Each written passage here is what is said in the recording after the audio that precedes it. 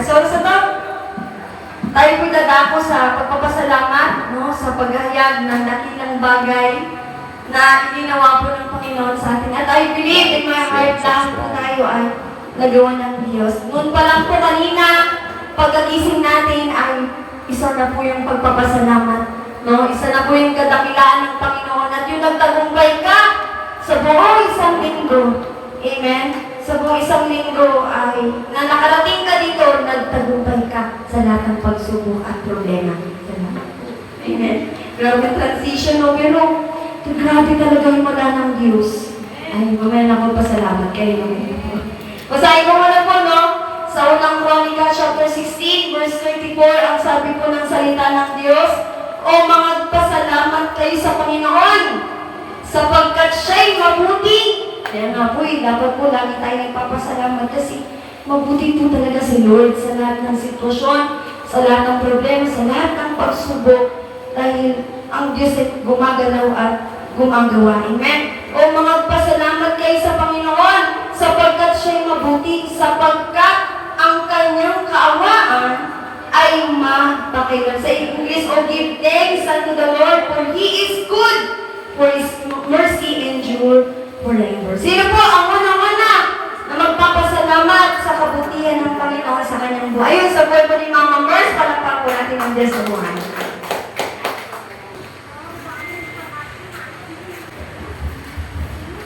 Pagpalang umaga po sa bawat isa, higit sa Lord.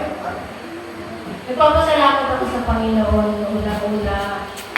Nakahanap na kami ng malilipatan at nakalipat na kami. Hindi lang yun ang gusto ipagpasalamat sa Panginoon. Napakarami namin puntahan na lugar. Ang mataas ng touring sa amin, mayroong 4,000, 5,000, 4,500, 6,000. Pero lagi ako nagpipray sa Lord kung saan mo kami dadalhin doon sa magiging komportable. Kaya alam niyo po ba, huling punta namin dyan sa may Pigaang, mayroong 5,000 at saka 3,500. Maganda yung lugar kasi parang gusto nyo tayo. Kaya lang kung mayroong emergency, parang hindi maganda yung kalalagayan mo kasi nasa pinakaloob ka. Alam niyo yung pinakamaganda roon. May nagsabi sa anak ko na mayroon doon sa aming kapitbahay, pinapaupahan. 2,000 lang. Amen. Dahil marami na tumingin, 7 na raw yung tumingin, hindi gusto na may-ari yung tumingin. Pero nung pagpunta doon ng anak ko, alam niyo ba? Sabi ng kapitbahay, oh, mag-down ka na, ibigay 6,000 ko, ibigay mo muna doon para hindi ka na maunahan. Di po ba nakakatawa si Lord? Amen. Dinala ka na sa mura, pag ipang-down sa bahay, ibinigay pa. Yan po yung pinagpapasalamat ko sa Panginoon, bagamat na alas 2 na pasado nakatapos magkakot ng gamit yung aking malugaw. Pero salamat sa Lord, diba, natanpas na yung lahat namin na sila lang mag-asawa yung nabubuhay. Alam ko na nakikita ko yung paggalaw ng Diyos doon sa buhay namin, kaya pinasasalamat ako sa kanyang kapunan. Amen. Tunay nga po na pag nananalangin tayo, dadaling tayo ng Diyos sa tamang lugar na naisat ibigay na magiging mapayapa. Higit sa buhay ni Mama Merce. Amen. Alam naman po natin, matagal nagpa-praise si Mama Merce sa kanyang lugar. At sino po ang ginawa ng Diyos ng kabutihan sa kanyang buhay? Sige, taas ang kamay. Sino po? Ayun, sa buhay po ni Mama Junelli. Sa palapag po natin ang Diyos sa buhay sa kanyang buhay.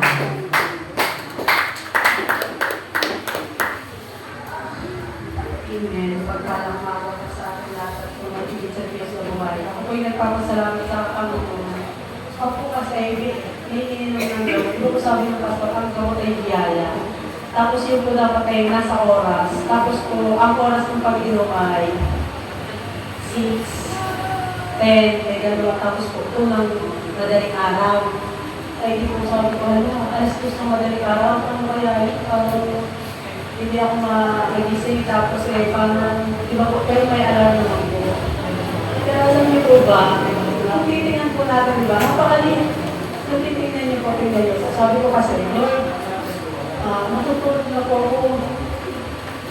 Hindi pa sabi ng pastora kasi na kailangan, kung tayo yung Panginoon nakaayos, di ba po, sabi ko, Lord, kung bahala, ay di nag-alam. Sabi ko kay ate, pwede mo bang i-alam yan kung para kumakain mo ng gamot? Alam niyo po talaga, no? Sabi ko kasi, Lord, di ba kung bago tayo matulog, nag-pray at pinagkakatiwala natin na lahat sa Kanya. Sabi ko sa Kanya, Lord, matutulog mo po ako sana po sa 2 a.m. ng madaling araw. Magising po ako. Alam niyo, napakabuti ng Lord. 2:10 ng madaling araw, magising ako. Totoo talaga yung Lord, sabi ng pastor, nung may naririnig tayo, may kumising sa akin. Gising mo. Ha? Ano? 2:10. Lord, thank you. Di ba? Parang simple lang. Di ba? Parang buhay. Sabi ko nga kay Brad, nagising na rin siya. Brad, alam mo, di ba tayo kasi nung mamatay sa Panginoon ng pera, yun talaga lagi nakapokus eh. Di ba tayo rin naman ko, Lord, mga protein. Di ba po yun yung isa yung magising ako. Magising ko talaga, sobrang akong na-amaze. Maraming ka lang, sabi ko, simple lang. 2 a.m. Sabi ko, salamat po sa Panginoon natin ko. Nakaka-bless. Salamat po sa kanyang kulaan ko. Amen. Tingnan niyo, simpleng bagay lang. Grabe na ang kabutihan ng Panginoon sa buhay ko ni Mama Junalisa. Sino pa po ang papasalamat sa Diyos sa bahay? Taas ang kamay po sa mga lalaki po, sa mga babae. Wala na po? Papasalamat? Are you sure? Wala na po. Ayun, sa buhay ko na Nila, palakpan mo natin ang Diyos sa buhay. Ba't po kayo Nila?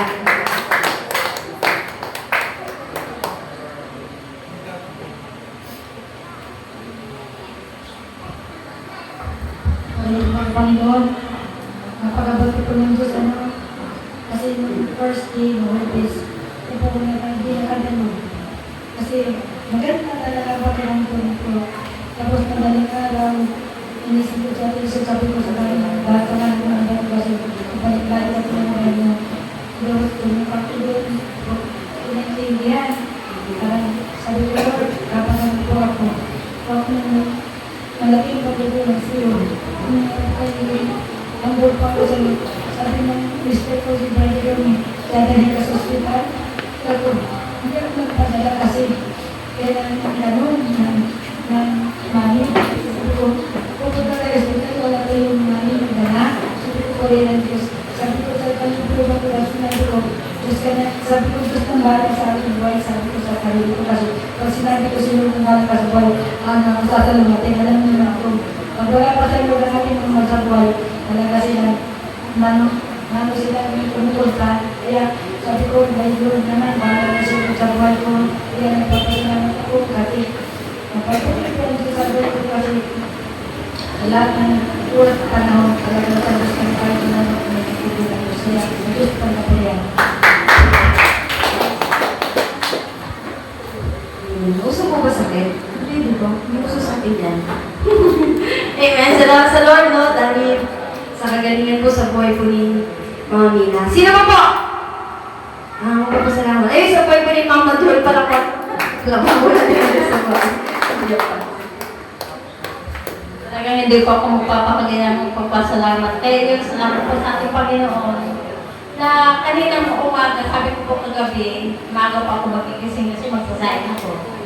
Sabi ko alas 4 magigising ako. Yun, alam niyo po, nagising naman ako ng alas 4. Pero alam niyo po, natulog ulit ako. Tapos nagising ako ng 4:17. Yes, sabi ko naku, masasayin pa pala ako. Kaya sabi ko, bubangon ako, kaya yun, pagbangon ko, nanalangin ako. Bago ko natapos, manalangin mga 4:05. Ayun, sabi ko naku, tanghali na. Sabi ko, paano kaya ito? Nag-sign ako, sign sa kahoy, sign sa apoy, sa basta. Alam mo kung anong ginagawa ko, pasok dito. Kaya sabi ko, hindi ako bangunin. Kaya yun, salamat sa Panginoon na talagang hindi na po ako nilayaan na mahuli. Yun, pagkatapos ko mag-sign ng kanin, nagtuko ako ng tinapay. Kaya yun, alam ko po, alas 7, talagang tapos na ako, nagpahinga ako, natigo na ako. Kaya yun, salamat talaga sa Panginoon na na talagang ang Panginoon, talagang, ika nga, ginigising tayo, di ba po, upang gampanin natin ang dapat natin gampanan. Di ba po kayo, salamat talaga sa Panginoon, maging sa aking buhay. Bagang po, siguro siya, edad ko na to, hindi ko po maiwasan na may mga naramdaman. Pero alam niyo po, sa tuwing manalangin ako, yun po ay binibigay ng Panginoon ng kasiglahan ng buhay. Ito po ay talagang nararanasan ko po ang Panginoon sa Panginoon. Kaya yun, salamat po talaga sa aking Panginoon. Salamat po. Amen. Amen. Salamat sa Diyos. Sa buhay po ni Mama Dot, tingnan mo parang ano pa, no? Sigla ang lakas na ni Mama Dot. Sa oras na to, wala na po. Magpapasalamat. Ako na lang po, lubusin ko na po yung oras. Ako yung papasalamat sa Lord dahil ang Friday po ay sobrang po talaga. Napagod na yung katawang lupa. Amen. Pero God is good dahil grabe yung pala ni Lord kahapon. Kasi nung Friday po, ay actually nung matagal na po talaga nakaramdam ng pagod. Amen. So, hindi ko na siya iniinda. Kasi may mga ginagawa ko. Marami akong ginagawa. Sa labas, pinagsasabihin natin yung paglilingkod sa Panginoon na may mga bagay tayo na yun, na minamadali. Pero God is good. No, nung Thursday pagkatapos, dapat talaga ng Thursday, hindi na po talaga ako dadal. Pero sabi ko nun, hindi kaya pa ng katawan. Alam niyo, pag uwi ko po, inaapoy na ako ng lagnat. Talaga yung lagnat na iba talaga. Sabi ko na, sorry po, ano po yung nagawa ko, sinadya ko man, alam ko man hindi. Tapos, inisip ko, sabi ko, ano kasi na nagawa ko sa tindahan ng tapos uwi sa sinis. Pero nag-pray ako, nag-gamble ako kay Lord. At na-realize ko, napasobra talaga ako sa paggamit ng katawan. Alam niyo yung Friday, di ko talaga alam, di ko ako makatayo ng higaan, di ako makakain, di talaga ako nakain, lugaw lang isang beses. Mga nakalipas sa araw ko kasi kumakain lang ako pag natapos ko na yung mga gagawin ko doon sa Malis. Basta yung mga ginagawa ko, alam niya nung Friday, siguro sa sobrang tinaw nakakapag-pray, nakapag-isip ako na kahit boses wala. May nakapag-isip ako noon na sa sobrang hindi na kaya sa pagod, magpapadala ako sa ospital. Kasi hindi ko na alam. Sobrang pagod ko. Matatawag, ganun po pala yung sobrang stress, sobrang yung mga ginagawa natin pag napagod po talaga yung katawan. Talagang susuko talaga. Amen. Pero pinaisip ni Lord sa akin. Kasi ininom ko na lahat ng gamot, ininom ko na, nagprutas na ako hanggang nung gabi. Bago pala maggabi, sabi ko, baka daw makadalo ng practice kasi nagsa-soundcheck ako. Wala talagang boses, walang kanta na lumalabas sa pakasadang lalamunan ko. Tapos sabi ko, gusto ko na magpadala sa hospital kasi hindi na ako makakain. Pag kumakain ako, sinusukan ko. Sinusukan ng tiyan ko, kaya wala rin. Tapos kinaisip ni Lord na nung time na gusto ko na magpadala sa hospital, sabi niya, mag-message ka kay Mami. Sabi mo, ano yung pwede mong gamot na inumin? Talagang kay school. Kasi kung nag-chat ako, pinadala na ako ni Mami ng gamot. Pero hindi ko yung nainom. Mag-pray ako ng sorry. Salamat din. Pinalala mo sa akin si Mami na huwag na ako magpadala. Amen. Sa hospital kasi wala talaga parang pagod na yung katawan ko na gusto ko lang sana magpahinga, mag-rest. Kasi bago po yung mangyari, meron talaga ako nabasa sa Marcos na pinagpahinga ni Jesus yung kanyang mga alagad. Na yun na po pala yung sign na sana magpahinga naman din daw po ako. Pero alam nyo, nabilang ko yung oras ko nung time ng Friday, kung nakailang oras akong tulog, 17 hours. Grabe, sabi ko, kailangan talaga ng katawan ko ng tulog, ng pahinga. Tapos alam nyo, kinabukasan, pagkainom ko ng gamot na pinadala ni Mami, grabe pala. Grabe iyak ko sa Lord kasi nakapagsalita ako, nakakanta ako, nakatayo ako kasi hindi talaga ako makatawi sa higaan. Yung yung pagod na pagod yung katawang lupa ko, hindi talaga yung parang.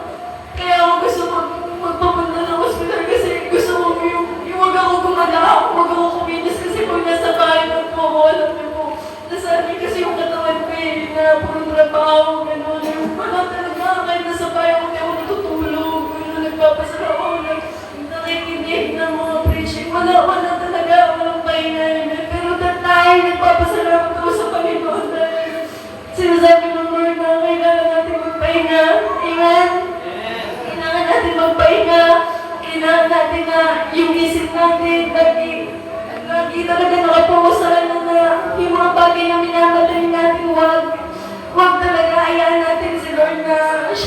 na ako minus, pero yung kahapon, sabi ko kay Mami, sabi ko, ba't gano'n, isang inom ko lang ng gamot. Kasi sabi ni Mami, I pray na yung gamot na yan maging instrumento sa kagalingan mo, which is true. Nangyari na ganyan, amen na ayaw ko talaga uminom ng gamot kasi nilalaban ng espiritu ng Jesus na parang hindi ako makakasakit kasi alam ko yung puso ko, alam ko yung ako sa Lord na hindi talaga, pero God is good. Kasi kanina nakakanta pa ako. Amen. Ngayon, nakatayo ako na, alam mo, nung Friday pa lang, sabi ko, hindi na talaga kaya.